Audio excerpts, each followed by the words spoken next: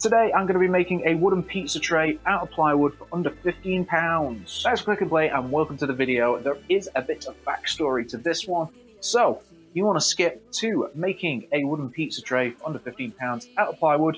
I'll put some sort of timestamp on the screen somewhere. But if you want to watch how I figured it out, how I learned, how I got there, the mistakes I made, then carry on watching. Now, originally this video was supposed to be a dead easy scrap wood challenge, but it wasn't easy. I gave up multiple times. But somehow I got a bit of inspiration and managed to finish it. So I'm going to start with the scrap wood and then get to the pizza board and then get to the other pizza board. You'll see, just watch it.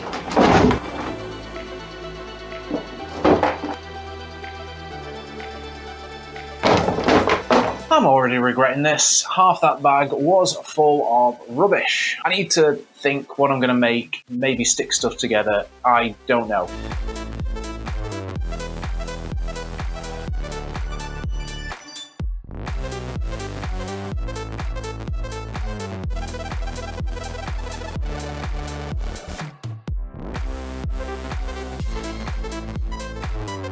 These are looking good, but I've still got loads of scrap wood left, so it's time to do another batch.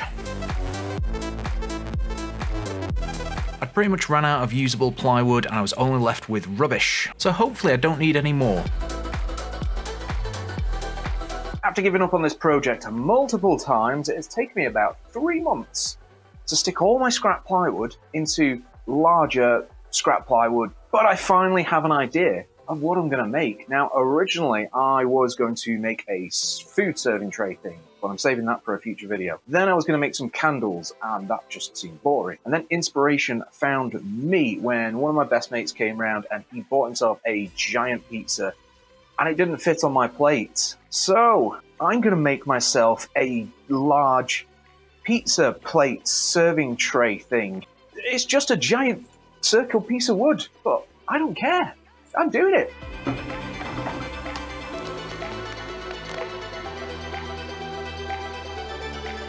Now that I know what I'm doing, I'm sorting all these blocks into ones that are the same height and ones that need trimming.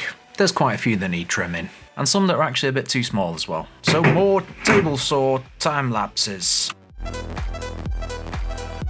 For the bits that were too small, I've either shimmed them up so they are the right height, or I've just cut them to pieces and made entirely new sections. I've still got too many straight bits and it's going to look boring. I like the angle, the weird angle bits that are still already there, so I'm going to try and replicate them, put an angle on my drop saw and stick it to another piece and see what happens.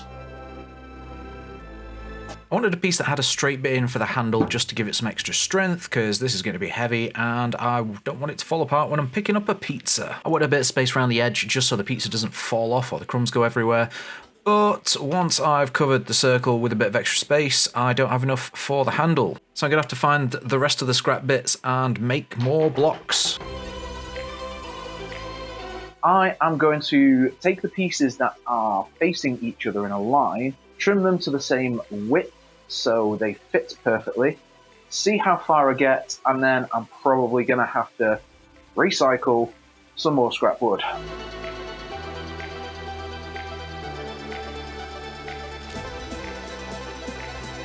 Now I've got the pieces trimmed to the right size, forming most of this shape, I've realised it's going to be almost impossible to stick it together in one big go. So I'm going to glue them together in sections and then assemble them all at the end.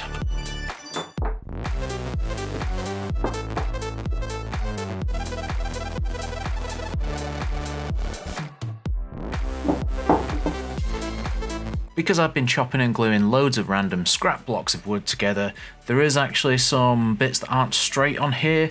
You can see gaps where it's not going to glue properly. So I'm going to have to run these pieces through the table saw again to make sure they're perfectly straight before we get them all glued up. When I made the block for this last section, I actually left a lot of extra on the top, and that is so that my clamps can actually go on there and apply pressure properly. I thought I was being clever earlier by cutting the corners off, but obviously if you're going to do this, it's probably better to just make it square and cut the circle at the end.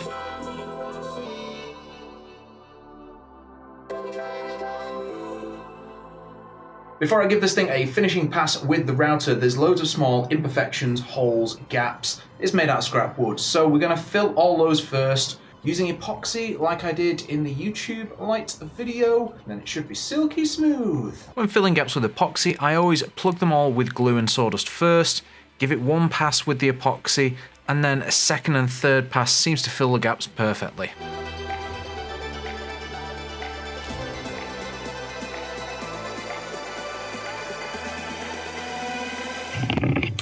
I've got no idea how to find the centre of this thing. The card tray I'm tracing around isn't exactly circle. Obviously the piece of wood is all over the place. Got to figure out a way of making a circle. A piece of wood with 2 holes. I just put the nail in and it's centre first time. No idea how I've done that. It's a complete fluke, but yeah, absolute centre.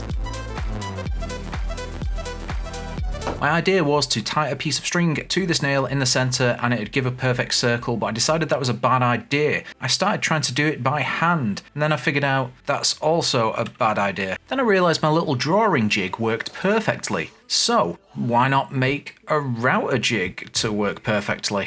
And it really did, until it went bang, and it stopped working, as well as my microphone. So I tried finishing it with a jigsaw, but I hate my jigsaw, so I made a jig for my big router.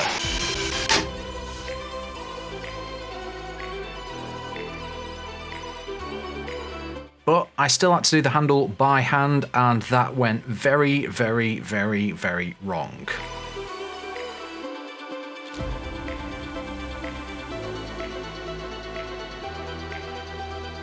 I was terrified that juice groove thing was going to ruin the whole piece because this has been months in the making, but it looks really cool. So now I've got tons of sanding to do on this thing. Let's do a sanding montage.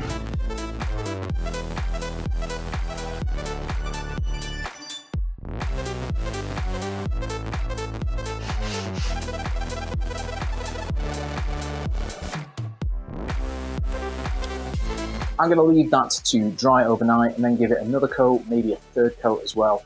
It's looking amazing. I'm going to put it at the end because I've decided to do 2 things that I don't normally do.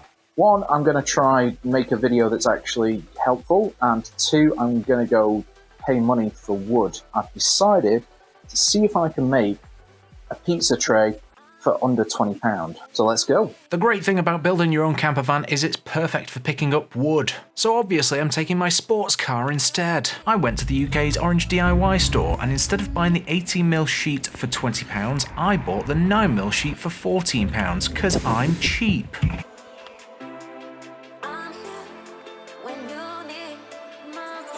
I cut all the strips 3cm tall, then kept one piece to the side to use for the handle later.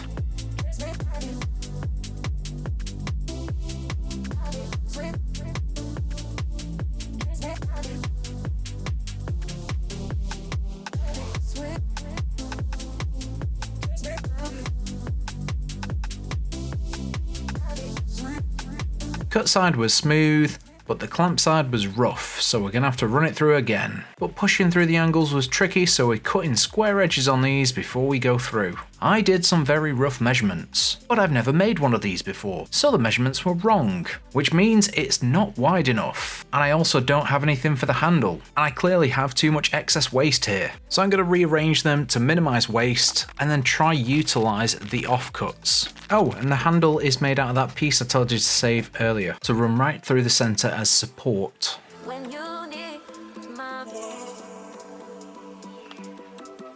I'm here. When you need my voice, I'm here. A couple of things have just occurred to me. I called this a large pizza tray, but in America, is this a normal size pizza tray? I have actually messed up my pieces of wood. On the left hand side, this one isn't the opposite direction, and on the right hand side, these 2 are the wrong direction as well. Why do Americans call it pizza pie? We invented pie. Pies have tops. And also in the first one, I didn't do this step. I'm going to spray it with water so that the wood fibres rise up, then I can sand it flat again.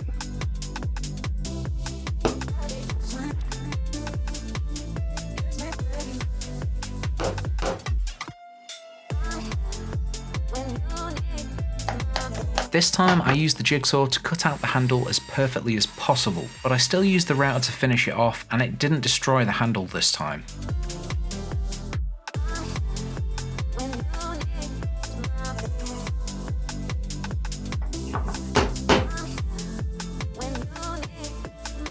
On the scrap wood prototype, I actually used a layer of epoxy before I started sanding. But on this one, I was using brand new wood, so I didn't think I was going to need it. Plus, you might not have epoxy at home, so I wanted to try do this without using it. But after all the sanding and doing the doing the juice groove, there's still some imperfections that I'm going to have to fix. So I'm just going to use some basic PVA and sawdust to fill these gaps.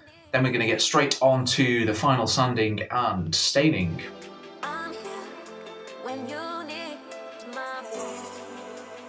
And here is the moment I've all been waiting for. Eating a giant pizza on my new tasty pizza board thing.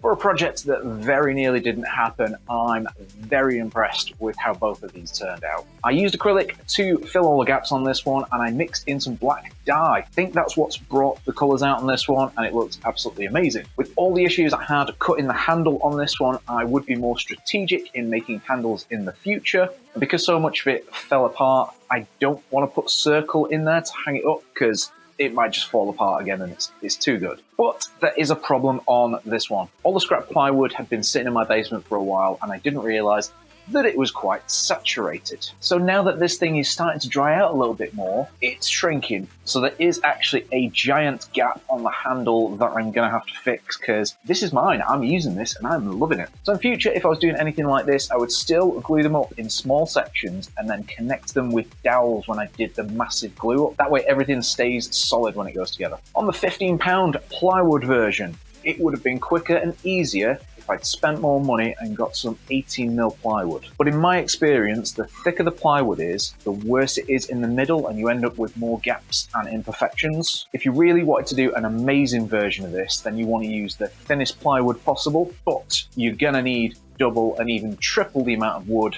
But as we've seen in one of my previous videos, if you're using super thin 4mm plywood, you get a really smooth finish. Now, I did mess up the handle a little bit.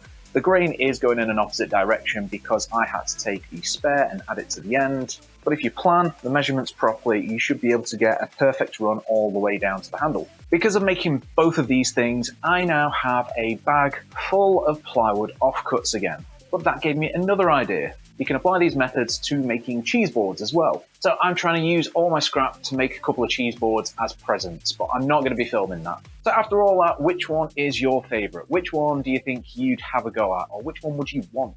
Let me know in the comments. As usual, thank you very much for watching. If you do have any tips, questions or suggestions, stick them in the comments below, and I will see you in the next video. Alright, go eat some pizza!